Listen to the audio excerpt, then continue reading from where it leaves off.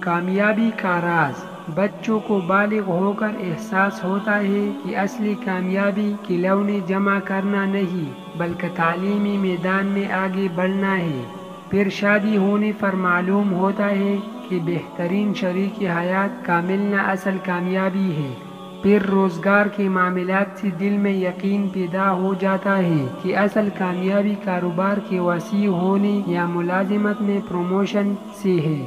جوانی ڈلنے پر نقطۂ نظر تبدیل ہو جاتا ہے کہ اصل کامیابی تو باصلاحیت اولاد، بڑے سے گھر اور بہترین گاڑی کے ہونے سے ہے۔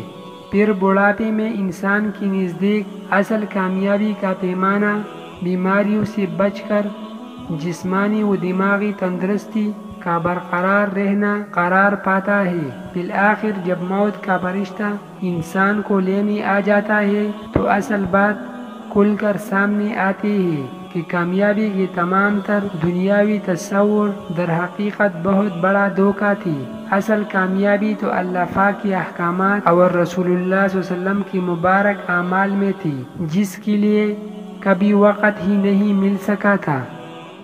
وظننت أنا أني بذلك حزت غنى فوجدت أني خاسر فتلك مظاهر